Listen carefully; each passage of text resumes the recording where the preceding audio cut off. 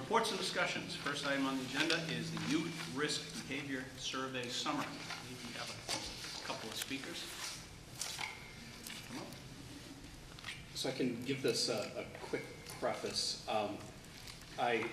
We have here tonight, in Think and Think, we have Eliza Hawthorne and Hannah Potter, two seniors that are part of our peer leader program at the high school, and they, along with 5 of their peer leader colleagues, presented yesterday afternoon to the entire high school student body the results of the 2016 Youth Risk Behavior Survey, and then again last night to what I would have hoped to have been a large parent audience, and unfortunately we had a small parent audience came to join us last night with a little over a dozen parents, and Terry was there, Nancy was there, we had members of the administration, counseling staff both at the middle school and the high school,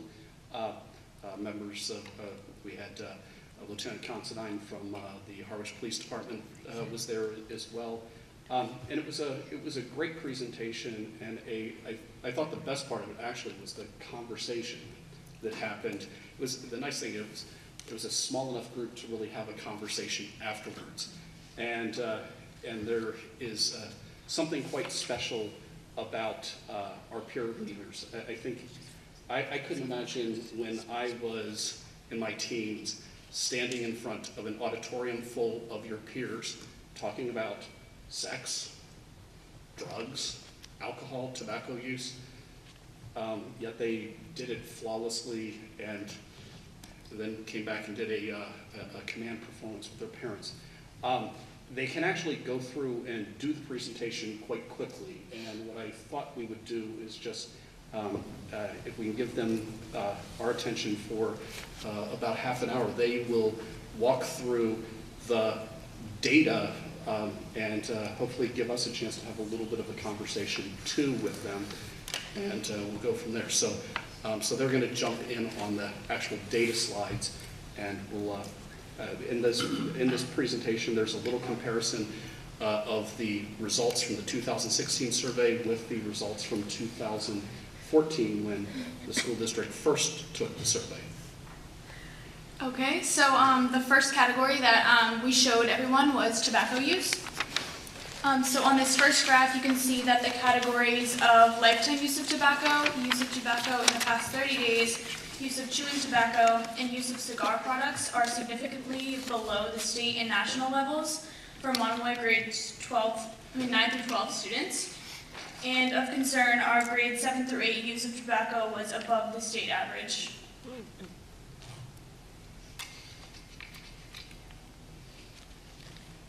So this is all of the same categories, but the 2014 survey versus the 2016 survey.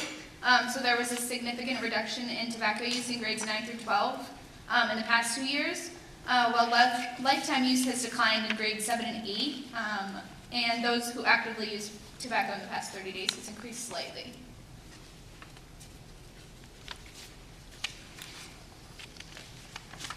And then on this graph, you can see that there's a general trend that older students are more likely to smoke tobacco in the past 30 days. However, there's a concerning level of active tobacco use in our 9th grade students.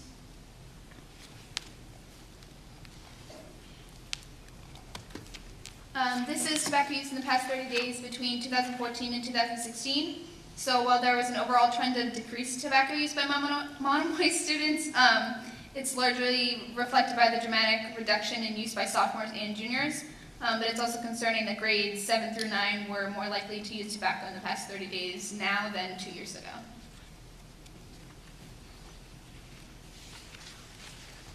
And then this graph is about vaping use, which is the use of electronic cigarettes.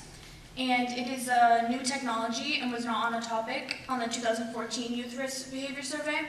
Monomoy students have a slightly lesser use of vaping than state and national averages.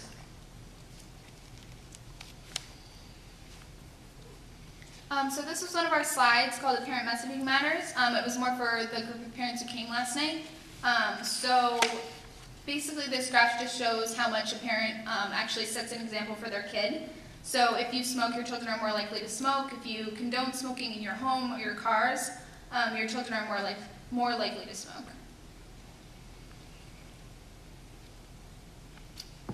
And now the next topic is alcohol use.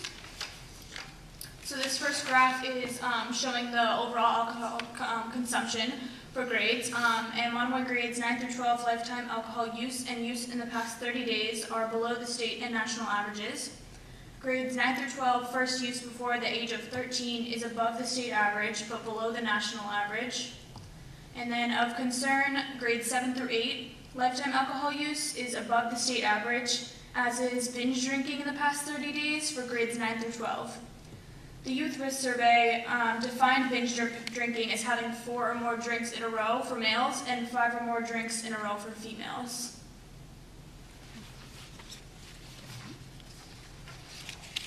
This is alcohol use from the 2014 to the 2016 survey. Lifetime alcohol has slightly increased for Monomoy students since then, as has binge drinking in the last 30 days for Monomoy grades 9 through 12. This graph is showing alcohol use in the past 30 days, comparing the 2014 to the 2016 test. And there's a concern in this graph showing that alcohol use in the past 30 days have increased in most grade levels since the 2014 test. This is binge drinking in the last 30 days from 2014 to 2016. So binge drinking has increased for almost all grade levels since then.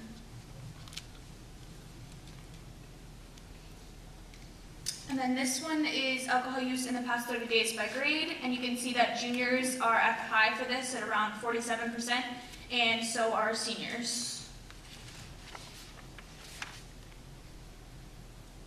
This is binge drinking in the past 30 days by grade. So binge drinking was highest for juniors in this specific survey.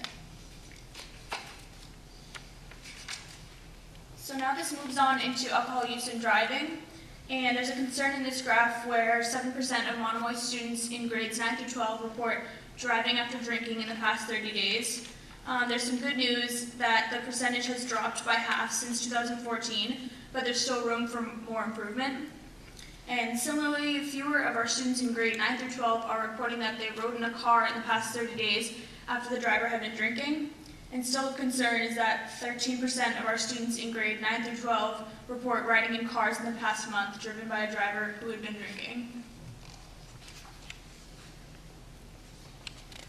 This is alcohol use and driving comparison. So the percentage of Monomoy students driving after drinking or riding in cars after the driver had been drinking is slightly below the state and national averages, but still much higher than our community wants to see. And then this is a pie chart showing how the students are getting their alcohol. And largely, they're getting it from their parents' alcohol. And in some cases, older siblings or older friends are buying the alcohol. But most of the alcohol our students drink comes from their own parents' supply at home. This is another Parent Messaging Matters.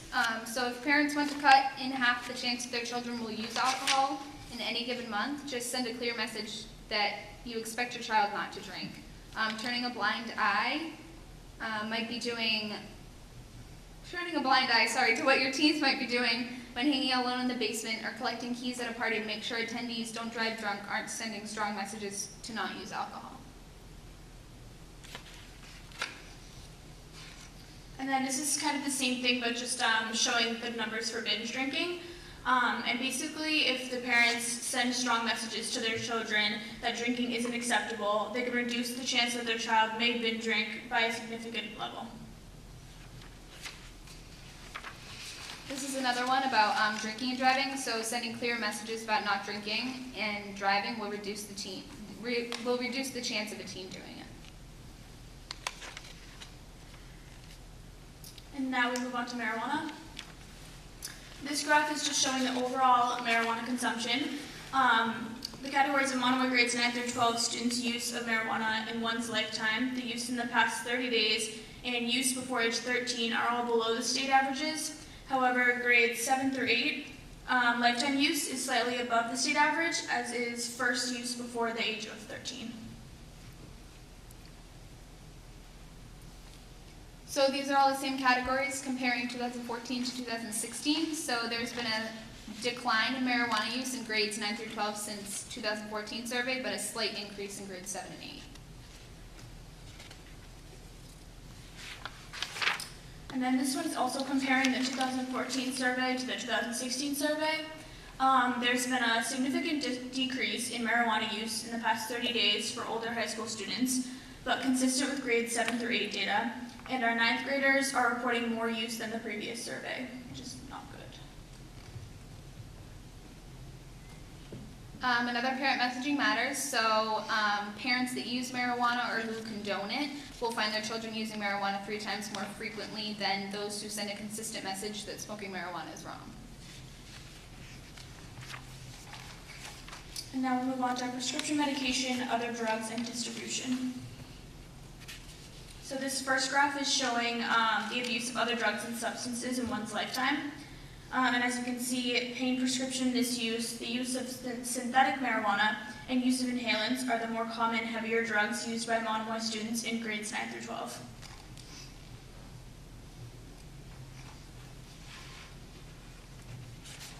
This is the comparison of all the same drugs from 2014 to 2016. So pain, prescription misuse, and synthetic marijuana weren't on the 2014 survey, so we don't have any comparison for those. But for many of the heavier drugs, like cocaine, ecstasy, and methamphetamines, the use is down since 2014 for grades 9 through 12.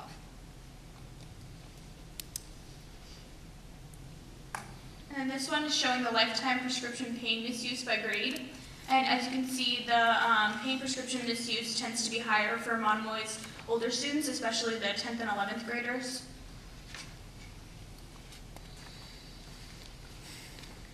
Another parent messaging matters. So if you send a clear message that using prescription drugs not prescribed to an individual is wrong, parents can definitely decrease the chance that the student will do it.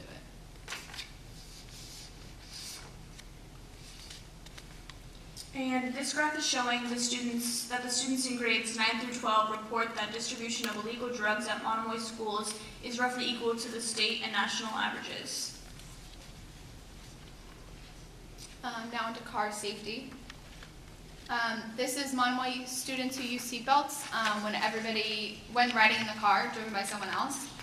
So our older students are less likely to use seatbelts all of the time, but the majority report always using them.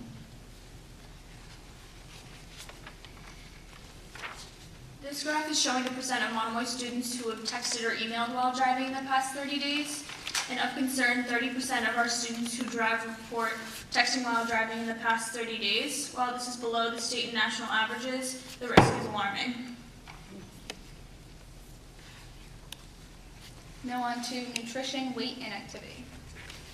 So this is the number of days in the past week that students have ate breakfast. So girls are less likely to eat breakfast every day and more likely to not eat breakfast at all. Nearly half of Monomoy boys grades 7 through 12 and just over 30% of girls eat breakfast every day.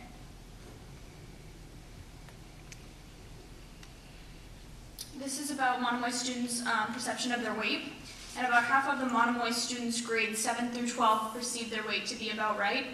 Girls were somewhat more likely to perceive themselves as slightly overweight, and boys more likely to perceive themselves as slightly underweight.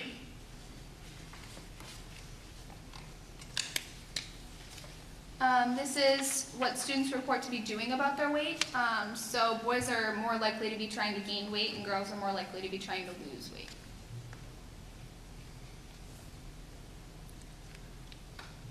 This is showing the percent of Monomoy students reporting at least 60 minutes of physical activity per day in the past week. Our boys grades 7 through 12 are more likely to be physically active for at least 60 minutes all week long, although more students reported being active 7 days per week than any other frequency. This is hours per day spent watching TV. So Monomoy students generally watch less than 1 hour of TV on an average school day, but nearly 1/5 report watching 3 or more hours each day. This is hours per day spent playing video or computer games by Monomoy students. Students were more likely to spend time playing video games on an average school day than watching TV. Nearly 30% report playing video games 3 or more hours each day. And then the Youth Risk Survey did not capture any other types of screen time occupying our teens, including screen time for Snapchat, Instagram, FaceTime, and other social medias. For some teens, social media is becoming the dominant screen time.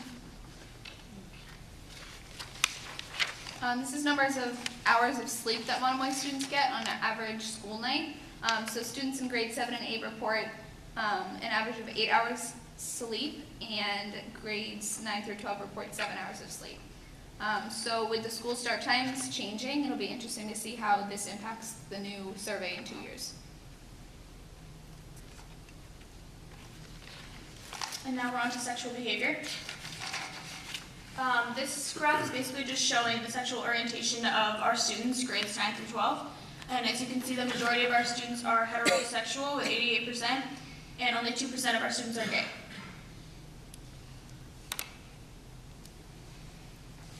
This is percent of students in grade 9 through 12 who report having had sexual intercourse in their lifetime. So fewer Monomoy students are reported having intercourse in their lifetimes in 2016 versus the 2014 survey. Monomoy averages for lifetime intercourse went down, while the state and national averages increased.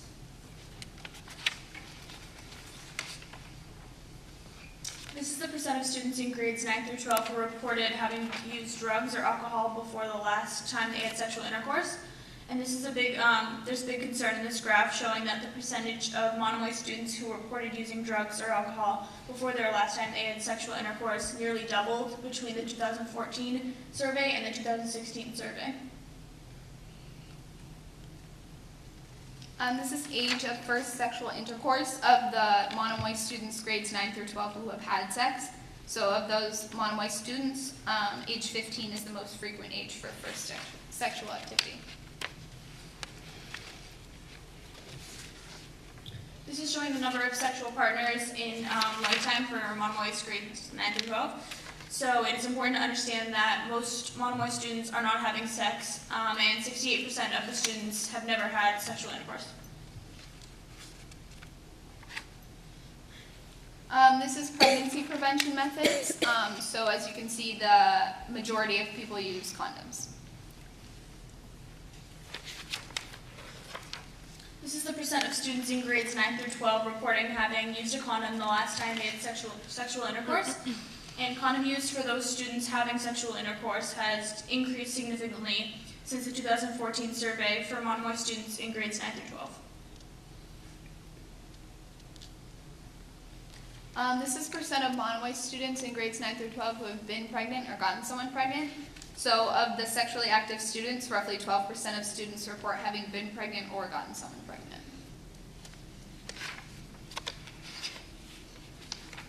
This is the percent of Monomoy students in grades 9 through 12 who have been told by medical professionals that they have a sexually transmitted disease in their lifetime.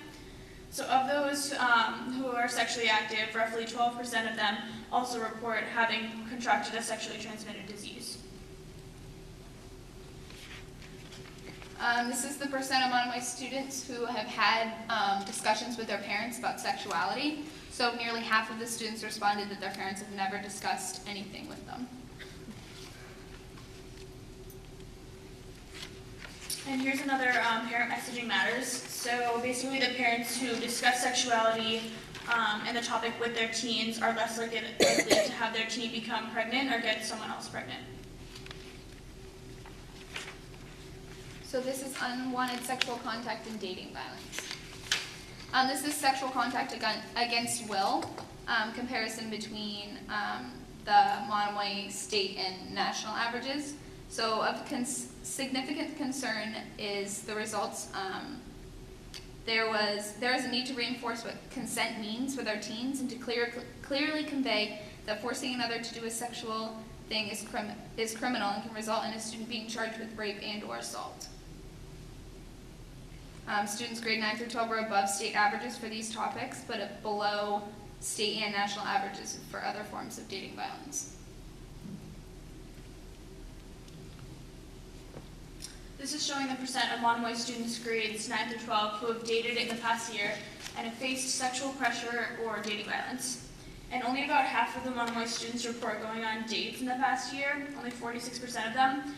But of those who have gone on dates, nearly 17% of them report being forced to do sexual things, and 9% report being hurt on purpose by someone they were dating.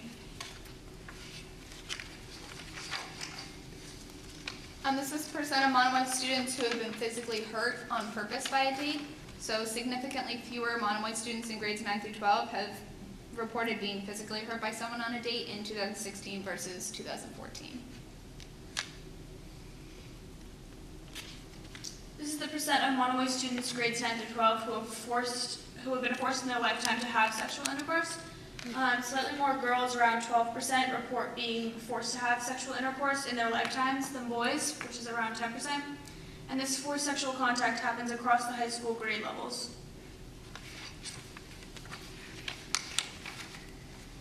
Now bullying, fighting, and violence. So this is students reporting carrying weapons.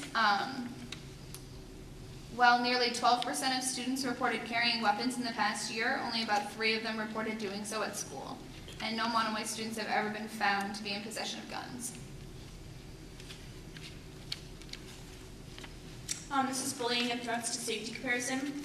And all the students reported slightly higher levels of bullying than the state average, but fewer Monomoy students reported that they didn't go to school because they felt unsafe than the state average. This is about fighting. Physical fighting of students grades 9 through 12 mirrors the state average, but student reports of fights at school is slightly above the state average. And this is comparing the topic of bullying and threats to safety from the 2014 survey to the 2016 survey. And bullying for grades 9 through 12 has remained largely unchanged for Monomoy students since the 2014 survey. And threats with weapons appear to have increased slightly, while students staying home because they felt safe has declined slightly. Now depression and suicide. This is depression and suicidal behavior. 1/4 of Monomoy students in grades 9 through 12 report feeling depressed in the past year. This is below the state and national averages, but is still highly alarming. In response to such feelings of depression and hopelessness, 15% of Monomoy students report considering suicide in the past year. Equally of concern, about 11% of Monomoy students report attempting suicide in the past year, which is above state and national averages.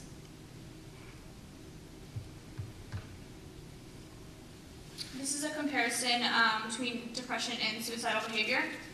So there's good news in this graph that in every depression and suicidal behavior category, Monomoy students in grades 9 through 12 have showed improvements over the 2014 survey. And we think that the implementation of depression and suicide awareness programs may correlate to the positive results in this graph.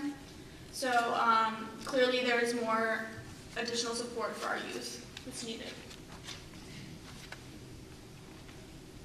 This is the number of times students have reported attempting suicide in the past year. About 89% of our students report having attempted 0 times, and fewer students reporting attempted suicide in the past year compared to the 2014 results. This is past year depression and suicide attempts, kind of put from percentages into actual numbers.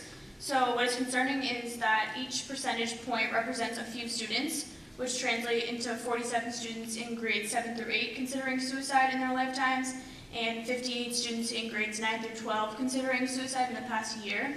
And our community really needs to take note on all of these numbers in this concern. This is another parent connection matters. So if our students have adults that they can talk to about important things, whether at home or at school, they are far less likely to be depressed. And this is the same chart, but showing attempted suicide. So basically, if our students have adults that they feel comfortable around and that they can talk to about important things like this, they are also far less likely to attempt suicide or even think about it. Protective factors. This is a graph of the students who think they have an adult that they can talk to. About 80% of Monomoy students in grades 7 through 12 have an adult that they can talk to about important things. Almost 10% of our students feel that they do not have someone to support structure in their lives, and an equal percentage aren't sure if there is an adult that they can talk to.